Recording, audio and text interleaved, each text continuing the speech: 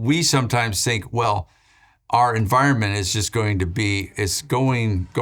in a handbasket because of our carbon footprint. And I would say, no, it's not our carbon footprint, it's our sin.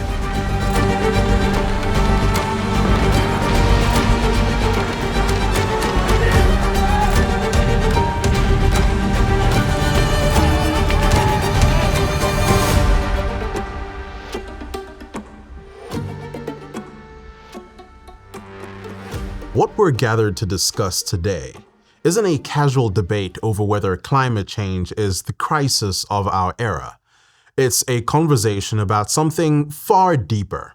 It's about the underlying worldview that drives climate alarmism, the competing narratives over who governs the earth, and what authority ultimately dictates our lives and purpose. In this prevailing narrative, God's sovereignty seems stripped away. We're told the winds and waves once commanded by the Creator have now escaped His hand, and that our only recourse lies in human effort, vast sums and radical shifts in policy. This debate isn't simply about science. It's about God's role in His creation, about the difference between order and chaos, purpose and nihilism. Those who view the earth as existing for billions of years apart from a guiding creator see climate change not just as a possibility, but as a looming disaster, the product of human meddling in a fragile, unsupervised world. But Christians know the universe is not left to itself. God's hand remains, ordering and sustaining all things according to His will. Today we're joined by Dr. Gordon Wilson, a senior fellow of natural history at New St. Andrews College. Dr. Wilson is known for his extensive work on creation science, and he has been a strong advocate for a biblically grounded view of nature. His film, The Riot and the Dance, explores God's handiwork in creation, celebrating a vision of the natural world that calls us to awe and stewardship, not alarmism and fear. Dr. Wilson, welcome back to Of Flames and Crowns. It is good to be here, Lennox. Thank you. I've been looking forward to sitting down with you again. I think I could probably spend countless hours just talking to you and asking you all kinds of questions. All your questions that you fed to me earlier were just excellent. So. I really appreciate that. I really do. Today we're talking about something very interesting: climate alarmism, climate change. It's in our faces. Everyone's come across it to some degree. Yes. In your understanding, where did this start from? Why has this become the big idea that it is today? Well, I am not a political animal. Yeah. But I do know that if the state has pretty much secularized and divorced itself from God, when God is now considered in the secular world irrelevant and has kind of been dethroned in the minds of the government, then the state just takes that role. Yes. And so when the state wants to become God, and if you want to exert power and control over the people, you can't have it be business as usual. Because when people are pretty good at establishing I shouldn't say people are good, but when you want the power, you need to convince the masses that there's a crisis. Right. Yes. And when there is no crisis, then people won't feel the need to trust in something bigger. Yes. There is no. So the state wants to convince the individual that there's a problem looming. It's way bigger than any one person can handle. And so you need to vote us in power. You need to give us the reins so that we can take control over humanity's destiny. Right. And so I think that's how it doesn't matter what crisis they need to promulgate, but they will try to get people to be worried about the future and say, we are your savior. Right. The state is the savior. Yeah. Wow. And it's interesting that you point to this being a political push, and yet there seems to be some consensus in the world of science around climate change. Right. Why is that the case? What are they? Well, they marginalize. They marginalize any dissenting viewpoint. Wow. So they make sure that they censor. They make sure that any dissenting viewpoint is viewed as anti-science. It's the same with Darwinism. They marginalize the people and say, you don't know what you're talking about. All of the experts say thus and such. The science, you've heard that phrase, the science is settled. Yes. Yes. And so they seem to have the podium, they seem to have the microphone. We can talk about that. You're more certainly. in that area of journalism, getting the word out. Scientists with very level-headed scientists who aren't, I call them two-handed scientists. Scientists who say on the one hand this, but on the other hand, it's never simple. Right. Two-handed scientists really see the complexity of the issue, but they are not the people that get the microphone because they go, well, one hand this, the other hand this. Right. The people who get the microphone are saying, no, I've sorted out the policymakers, as I learned in environmental science in my PhD program, one of my first classes, the professor said, policymakers want one-handed scientists, meaning referring to, on the one hand, this, on the other hand. The policymakers don't want the complexity. Right.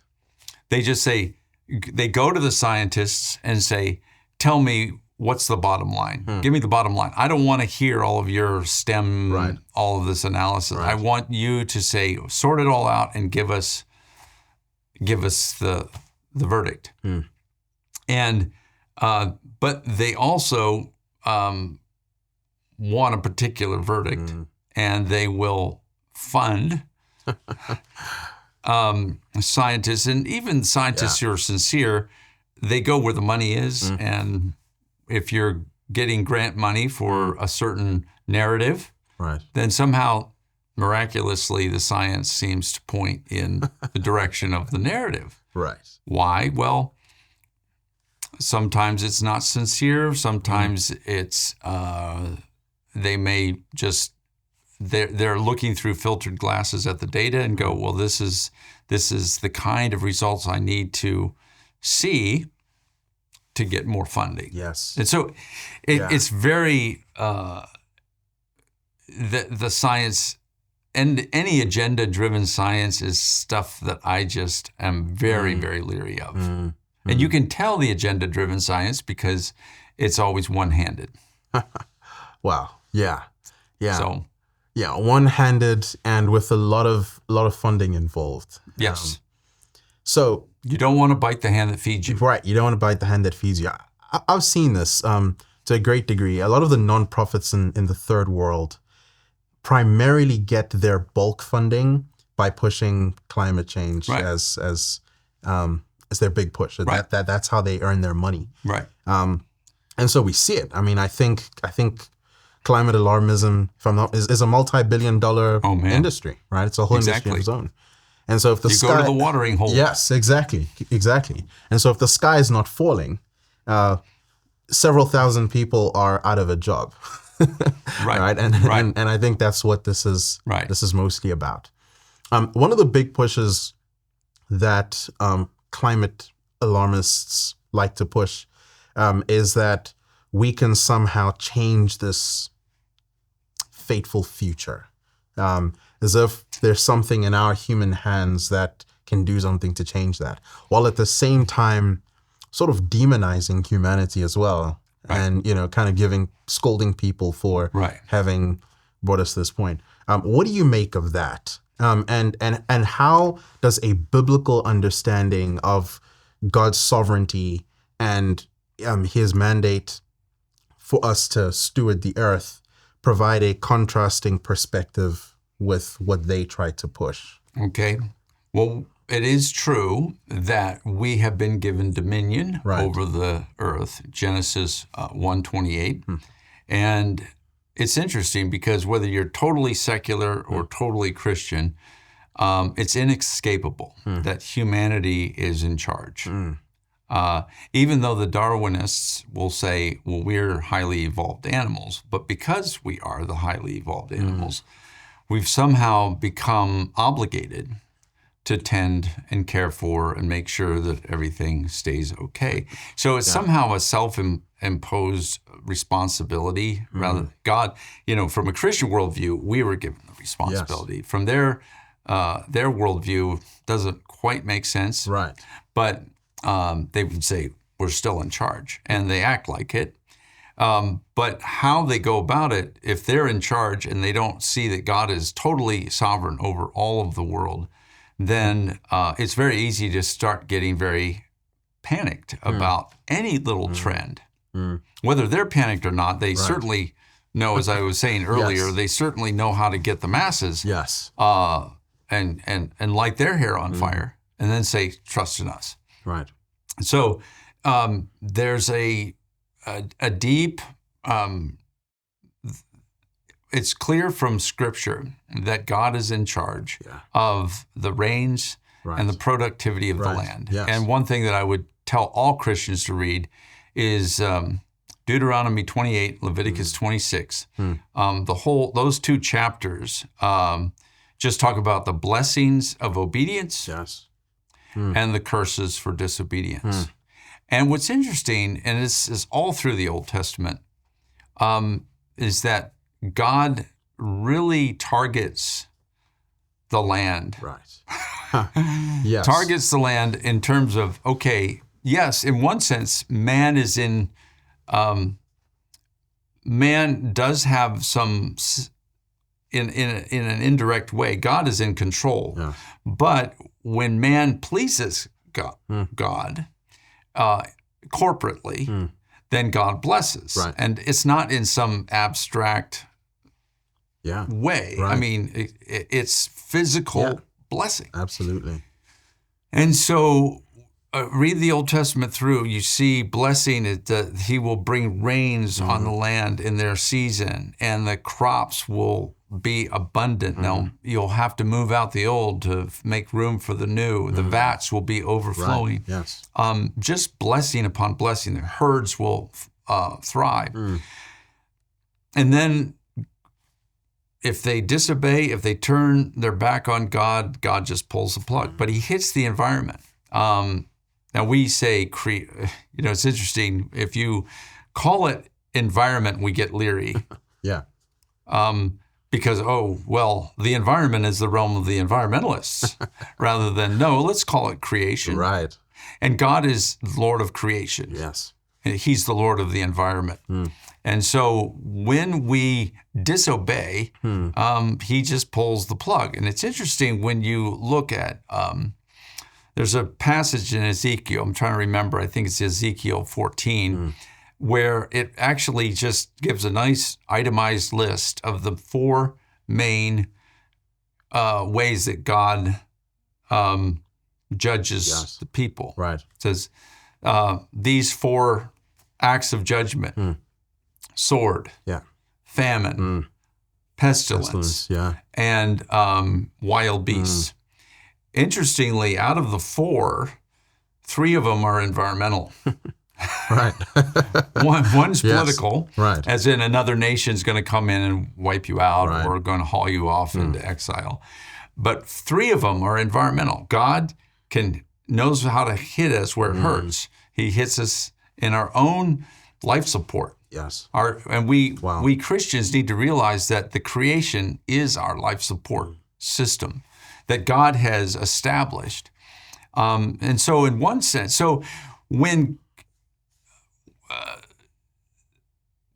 in one sense, humans are in control of pleasing. I mean, we can choose to please God or not please God.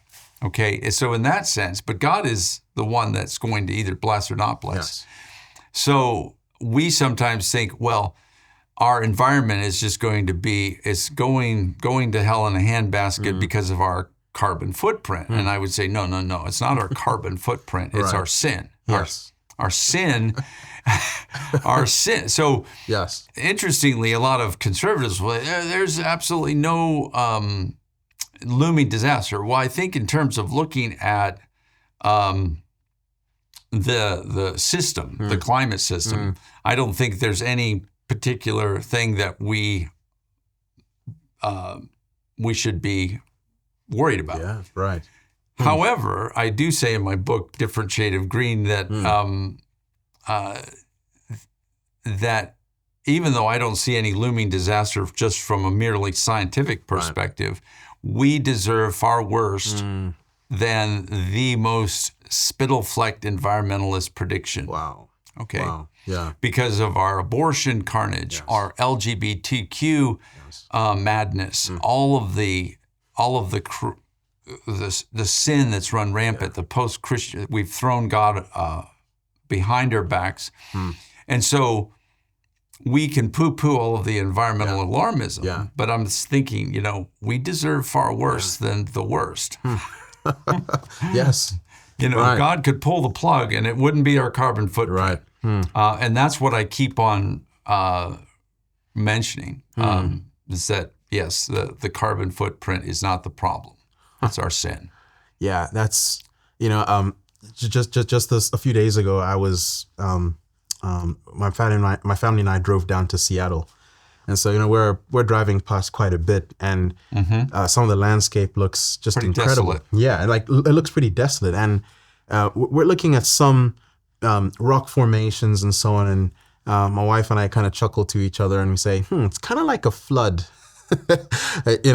passed over this land at some point. It was a Missoula flood. Yeah. And so you see even the flood pointing to one of the ways that God deals with people, right, historically. But then also so much grace and mercy in it as well, right? Like in the wake of visible judgment, we see mercy and grace. And I'm looking at these mountains and that's evident, and yet there's also a glory to these same mountains as well, right? Right. And so we certainly do deserve worse than we're getting. Right. God has been very, very kind to us. Very, very kind to us. Yeah. Talking about those carbon footprints and just the idea of high carbon emissions is one of the major talking points around climate alarmism.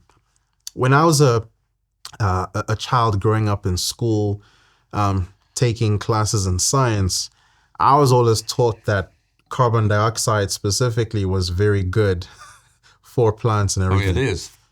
What's changed over time? Everybody in the sciences knows, even the climate alarmists know that CO2 is the food for plants. I mean, right. The photosynthesis runs on water and carbon dioxide. And of course, you got to have some nitrogen that's ultimately from the air, but then fixed by nitrogen fixing bacteria in the soil. And then a few trace elements from the soil, but most of the plant is from thin air. And in controlled environments, when you increase the CO2, you get more plant growth. And so as the CO2 is, the whole demonization of CO2 just doesn't make sense. Now, it can be toxic, but at far higher levels than we're in right now. Yes. So it's not a bad gas. Yes, it's a greenhouse gas in that it absorbs.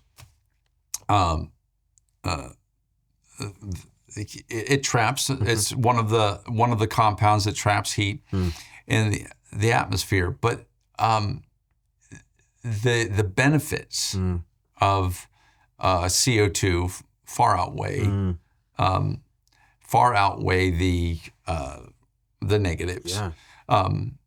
So I'm all for, as we increase our combustion technology, I'm all for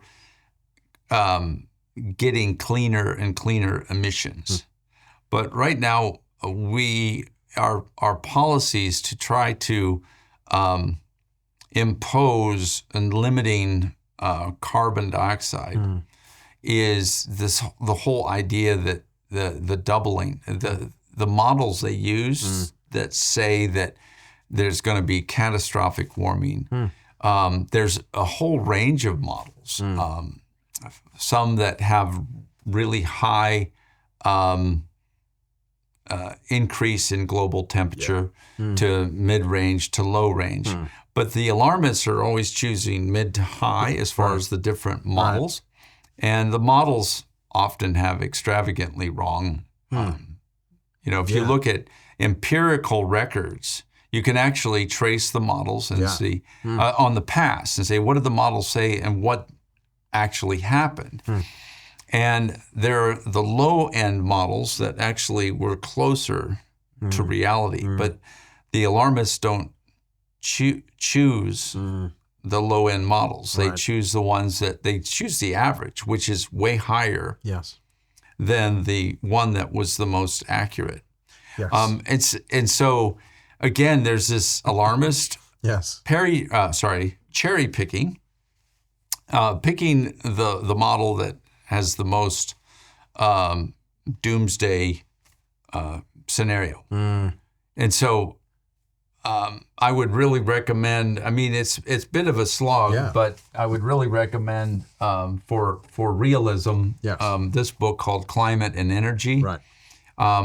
If you've got more of a STEM, even if you're not a STEM type person, if you have friends that are leaning towards the left and are in the sciences, I would buy the book and give it to them.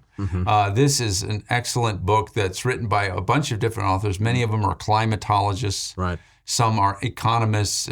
It's just two-handed. It's very two-handed. It's not trying to lean the other way. It's just trying to provide balance. To the whole debate. It's not trying to take a political side per se. It's trying it does in one sense. It's that because but there's conservatives that lean over and ignore all of the things and say that's just a bunch of bunk. And these guys are much more balanced, but they'll say climate is way too complex, to make these draconian policies, especially on third world nations. You know it. I was going to say one of the draconian policies is always has to do with how nations generate energy, right? Like that's always the very big thing. I don't know if I mentioned to you this to you last time, but as we're filming this, my native country Zambia is going through load shedding, where you have power cuts for extended periods of time. At the moment, I think there's about 21 hours of power cuts at a single time, which means people only get about 3 hours of electricity in a day. 3 hours, right, in total. Most of the country's power supply is from water, so it's hydropowered. But there's all kinds of red tape on how energy can be generated because of this precise thing. Which, when I think of that, I'm like, wow, that's very dehumanizing. It is. When did we exchange the health of the climate, whatever that means, for human flourishing, right? What have you seen in relation to energy, the ways that this whole spin on climate alarmism is actually affecting human flourishing? Well, first of all, the Western world was able to climb the ladder out of that subsistence living. Back a long time ago, 90% of people's income, or over 90% of the income, was spent on just staying alive. Now, in a flourishing society where you have abundant, reliable, inexpensive energy, you have 30%, 37% of your income, something like that, is towards staying alive, paying, food, rent. And then you've got a good deal of income that can be used for human flourishing. When we have these policies that we basically climb the ladder where we use coal and oil, and we've climbed out of poverty, and now we've become affluent. Right. And now what we've done in the name of climate alarmism is we've cut the lower rungs off of the ladder for these developing countries. They don't have, like you said, they don't have, electricity for a good chunk of the day.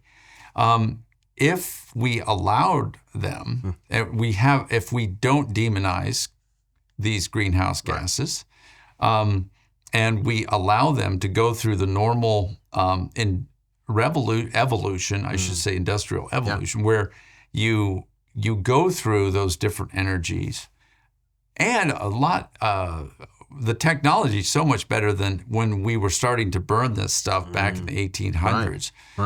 It was very dirty, and the smoke, and there was just a lot of air pollution back in the. Now we've learned so much in terms of the technology of clean burning that if we allow them to go through that and just give them abundant energy.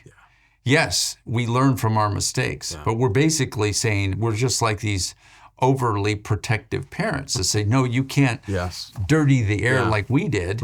And so we just keep them down there. So many people die of, because they're burning biofuels, wood, just to cook. So many people die of respiratory illnesses because they're hunkered over these, in their home over these wood burning fires, or I don't know if they burn dung or whatever, but it's just an unhealthy thing. If we allowed them to burn fuel, this is the book that I would recommend, Apocalypse Never, written by Michael Schellenberger. He was an environmentalist. And the subtitle is Why Environmentalism Hurts Us All. Wow. Yeah. He basically was an environmentalist, which was very much pushing the whole agenda that we're fighting against. But he was a go-getter, boots on the ground, going to other countries, and he realized that all of the things he was trying to do was counterproductive to these countries, and he realized that we need to give them a way out. And enough of these crazy policies that are trying to limit these gases. Sure, figure out how to have a cleaner burn, but allow them to go through the coal, oil, and move on up to cleaner and cleaner energies like hydro and nuclear, and give them abundant, affordable energy. Yeah, exactly. But again, these are all policy. These are fixes, but ultimately the gospel is the biggest fix. Because yes, we can give them good conservative policies, free market, all that's great. But when you, one thing that I'm fond of saying is conservatism, which is very reasonable. Free market, conservatism, and pushing against all of this green alarmism is very sensible. But conservatism without Christ is still ultimately a no-win. Exactly. You gain the whole world but forfeit your soul. It's like, yes, we can give them a good life in the sense of good amenities for people, so they're not living in abject poverty. We give them a better life, but ultimately without Christ, that life is still not good. So conservatism without Christ is like a well-built house on the sand. Yeah. Okay? It's still on the sand. and it doesn't have a firm foundation. Yeah, exactly. And the left and their crazy policies are a very, very half-rotten wood thatch hut on the sand. Right. They have a badly. It's a much shorter term solution, and it's not a very good solution. But both are on sand, and so I think conservative politics needs to realize we need to repent of our sins. Yes, exactly. I think that really is where it begins, because while we talk around the idea of environmentalism or even politics, I think at this core there's this self-loathing that is anchored in just evil and wickedness, right? Mm-hmm. And because people do not fear God, human flourishing no longer begins to be a high priority for them. And so they self-destruct. And I sort of see this climate alarmism as a means of that self-destruction, And that alarmism has caused some of the young people to just go into despair because some of the rhetoric is like, you won't live a full life. We're all going to die in a few decades. And there are kids committing suicide because of that. There's no hope. So it's just bad all around. Yeah, it is. This is a very speculative question, but do you think that some of the consequences of climate alarmism are intentional, or are they mostly inadvertent? Do you think there's a push to want to depress people, to want to make people self-destructive? Possibly. I mean, I think I can't talk about any one person. I think some people are truly somewhere in the mid-levels of the hierarchy, really, really think it's a crisis. Right.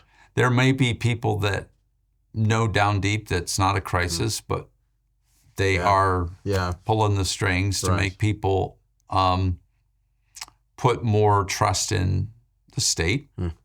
And they like the feeling of being in the position of God. Yes. And they're manipulating things that way. That sounds very conspiracy theory, but I think there are people that know better. Yeah. Some people don't. They sincerely think we need to reduce emissions, and it is a crisis. But I think people need to really look at the data and realize, yes, there might be a little warming, but it's not necessarily bad. Right. There are a lot of good aspects, and probably more good aspects, good benefits from a slight warming. More people die from cold than heat. We in a society that has a lot of cheap, affordable, reliable energy, good infrastructure, then you can protect yourself from climate extremes. Right. You can protect yourselves from the cold. You can protect yourselves from the heat. Right. You can protect yourselves from storms. But when you are in subsistence living mode, then you are so much more vulnerable to environmental extremes. But it's funny because this whole demonization of cheap, affordable energy and making you feel guilty because, or this nation is consuming a lot of energy. Yeah. Well, it's not bad. Yeah, exactly. Okay. Right. Because of that high energy, there's things that we need to do better. Certainly. But when you are in an affluence, if we begin to see that, I like nature. Yeah. I like nature. If you're just subsistence living and you need to get food on the table, you don't care if it's an endangered species. Yeah. Right. I'm going to kill it. So what if it's a protected national forest? I'm going to cut wood because I need to cook with it. I need to heat my, Yes. So once we're above that subsistence level, then we can start looking and going, wow, And this is where I think the gospel ultimately is the ultimate solution, because you can get people affluent and they can do all sorts of crazy things that destroy the environment. But one thing that one book that I read that was very instrumental in framing up some of my foundational, my Different Shade of Green book, I was kind of standing on a few foundational points that Francis Schaeffer wrote in his book back in the 1970 called Pollution and the Death of Man. And so he had some really good salient points in that book of basically saying, and ultimately the gospel is the solution, because God is the God of creation. He created all of it. And sin has separated us from God. Yeah. But he said that sin has caused all sorts of separations. It's caused separation, not only, that's the biggest separation, God and man, but it's caused separation between man and man. It's caused separation between man and nature, and nature and nature. So there's all of these dislocations that have happened because of sin. Yeah. He said that once we restore the ultimate relationship of God and man by being reconciled to God through the cross, then these other dislocations begin to be healed. He says one quote that sort of sounds very hippie, but it was written in the hippie days. If I love the lover, I love what the lover has made. Yeah. And so ultimately, if we have that affluence, we want to not love God first, but then love what he has made. Yeah, exactly. So exactly, that was a long tangent, but yeah, it's important. Yeah. Over the years, I've had a few opportunities to speak to people about a Christian perspective on climate and stewardship and all of that. And I've done at least one debate on the same subject as well. And one of the most common questions I would receive is about that call to practice stewardship over the earth, and what climate alarmists prescribe as the way to look after the earth. And so a lot of people see it as the same thing. It's like, no, actually, we should be buying into what they're saying because we are called to be good stewards of the earth. This is where the Christians have drunk the Kool-Aid of the environmental movement. And they need to realize, wait, yes, it's nice that you want to be good stewards, but you're believing a lot of lies about that. It's interesting. One of the reviews I had on my book from England. England is much more, even the Christians in England are very, very on board with a lot of the secular green agenda.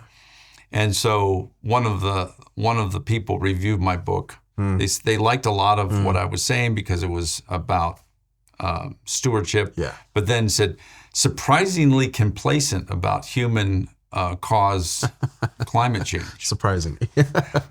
and it's because so many Christians have bought that line that somehow CO2 is a bad gas. Yeah. And that it's causing an imminent existential threat to, and it's just not. Yeah. It's just not. Yeah. Exactly. Where the sky's not falling. The sky's not falling. Yes, there's a little bit of warming, but it is not. Just to be clear, it is not a crisis. Absolutely. I remember watching a documentary that I think the Cornwall Alliance had put together. Yes. I think it's titled "The Grass is Greener," and I think it was actually making the argument that the world has never been this green. Right. And of course, like they give all kinds of evidence for that. There's more primary production, meaning photosynthesis and crop yields are going up. Cornwall. Speaking of Cornwall Alliance, Calvin Beisner here is I think the president or was the president. Right. Maybe the current president of Okay. Cornwall Alliance. And Yeah. he got together. I've So really appreciated his work. Stewardship. So I recommend, if you're interested in Christian stewardship from a biblical perspective, then go check out the Cornwall Alliance website. Right. So, as you encounter anyone who's kind of drank this Kool-Aid and who's bought into this, what are the first things you're trying to help them know and understand?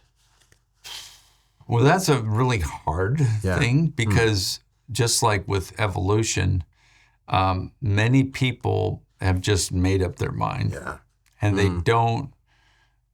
don't want to hear something. I would like to have more dialogue with people that are open to an alternative viewpoint that's reasonable. But so many people have been conditioned to think that anything other than what they've been fed is science denying. Right. Huh. And even if you seem to have ethos and you've got credentials and all of these things, it's like, can we have dialogue?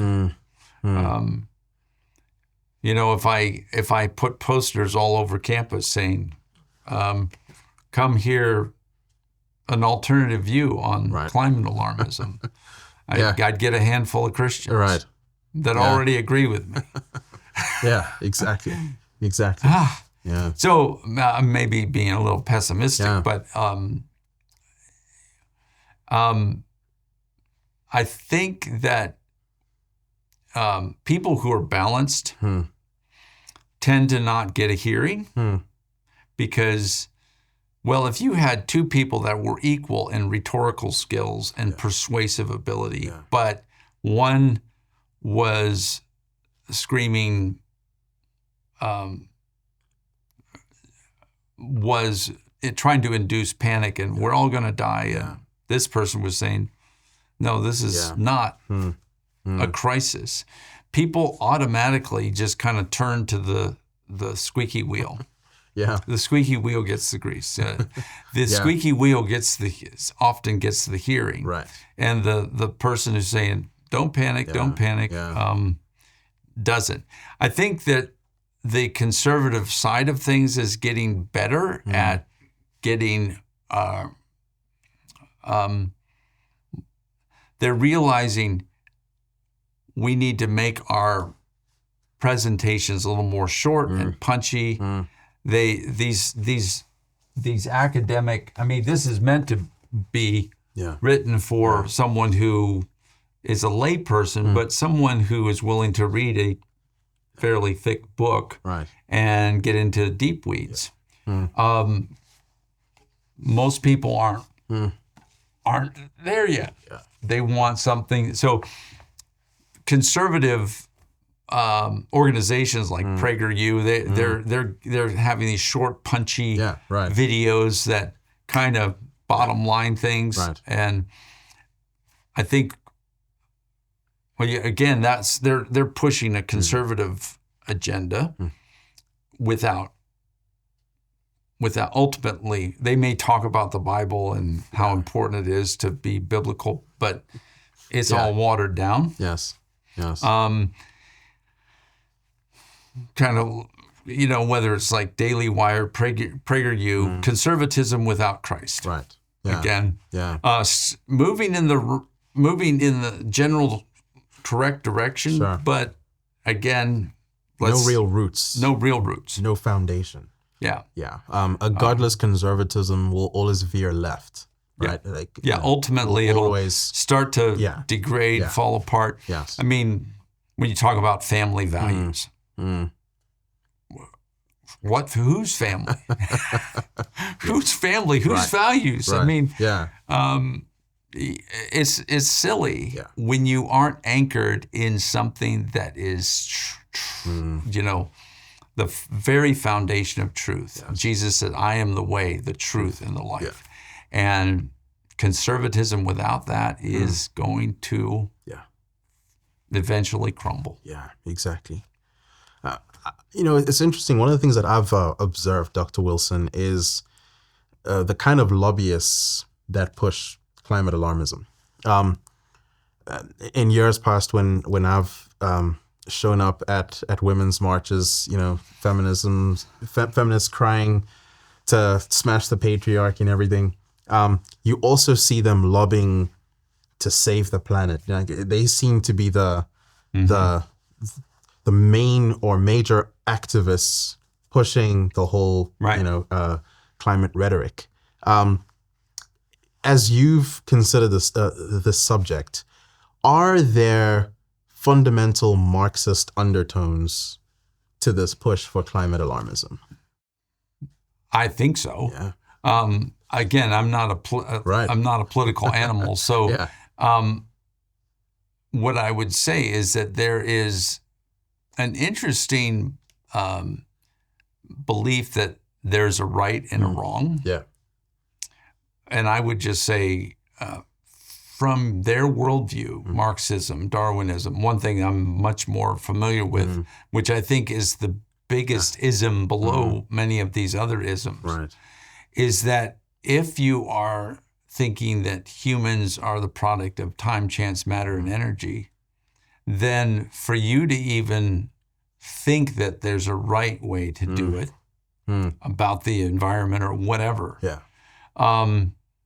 I find that kind of silly. Right. I think it's funny because the people that are some of the most opinionated people, the most strident in terms of denouncing conservative politics, and they're about ready to go jump off a cliff if Trump becomes president. Right.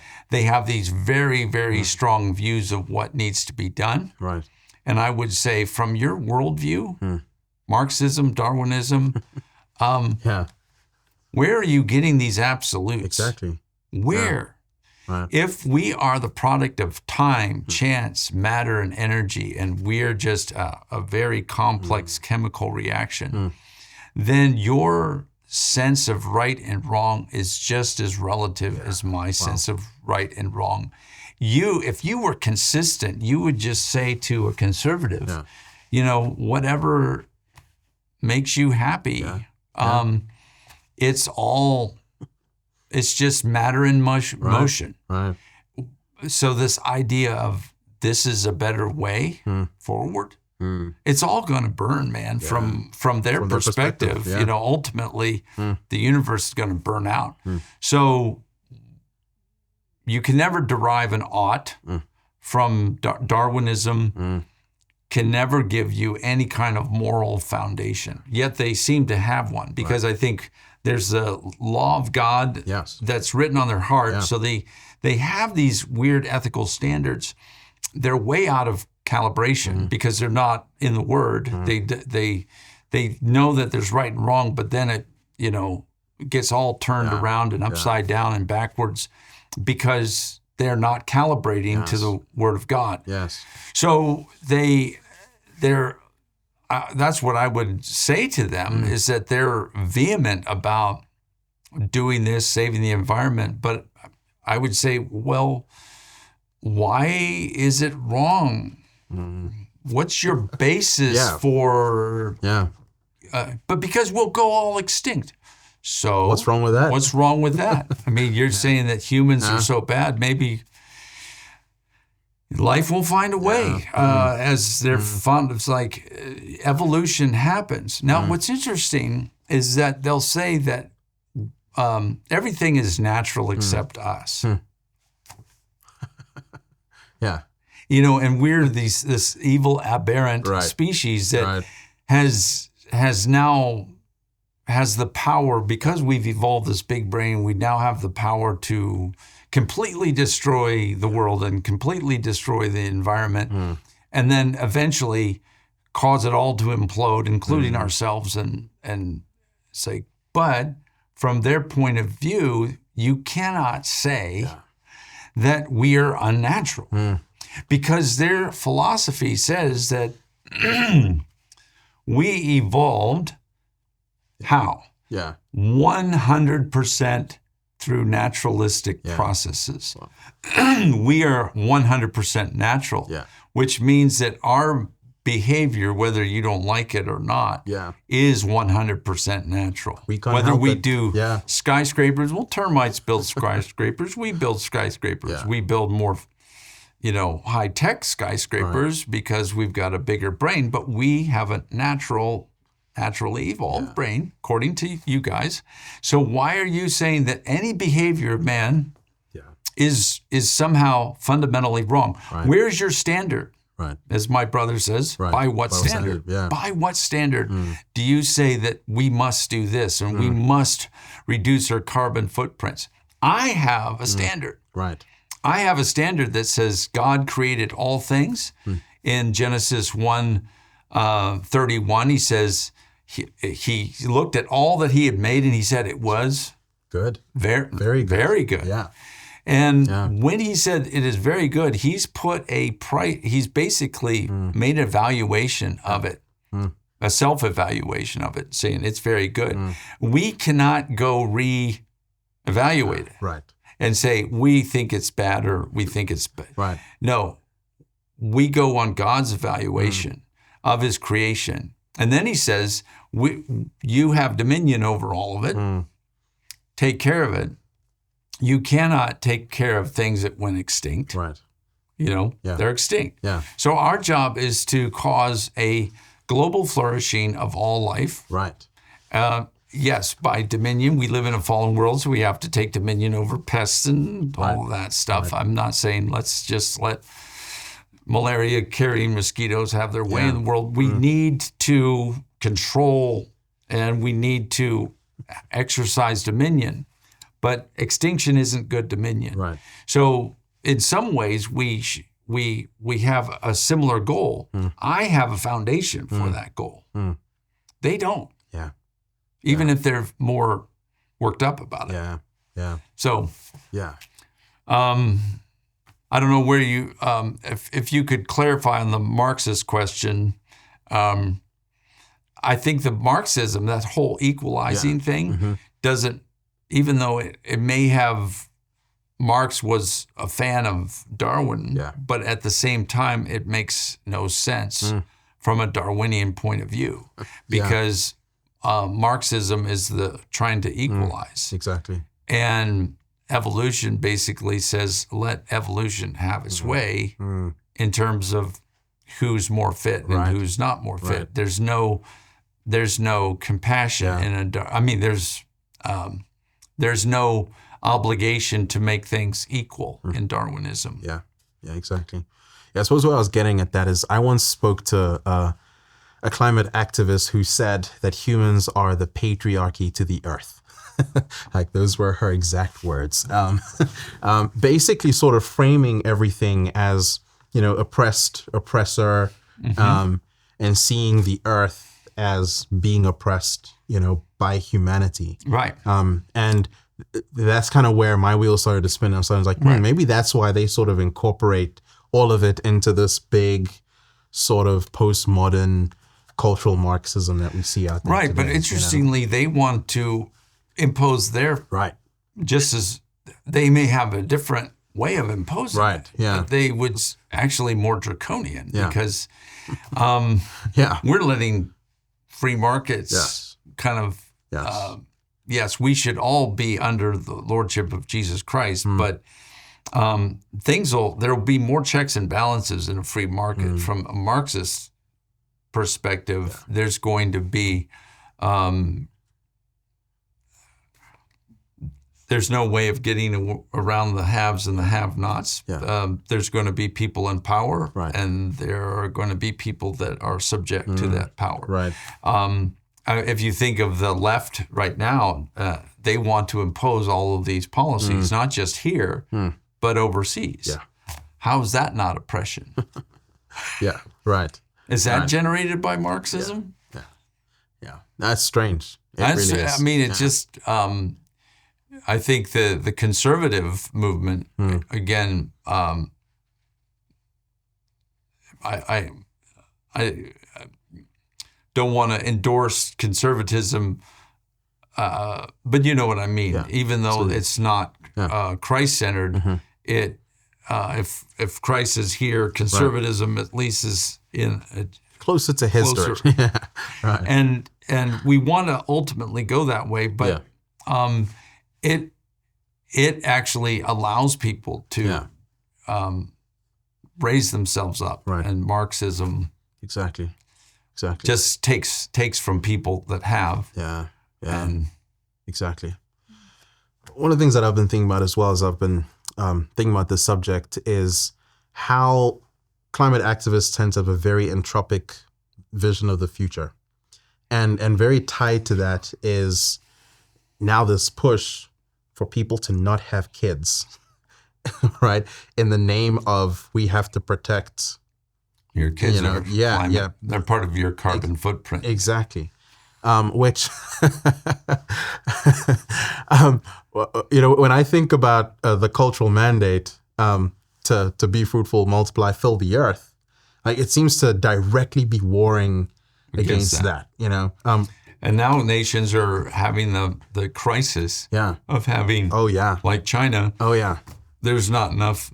I don't know what they're planning. Right. It's almost, I think it's too late unless they open and say, steal from other countries and say, we need more of the lower age classes or our retirement age people will have no... Exactly. Nobody to take care of them in their old age. And I don't know what the situation is there. That's our social security. The generation, our kids. Right. Again, gospel. Yeah, exactly. Can't run away from that, right? It's the only real solution to all of this. I mean, when I think of what climate alarmism is, I see it as propagating an instrument to propagate a culture of death, right? And you can see that in almost a variety of fronts. The gospel is the most formidable, undefeated antithesis to that, because it's about a king coming to give people life, right? And I think that's where we need to go. Well, Dr. Wilson, thank you. Thank you so much for your time today. You're very welcome. This has been a terrific conversation. Good. I have to find a reason to get you back in here again. So let me figure that out.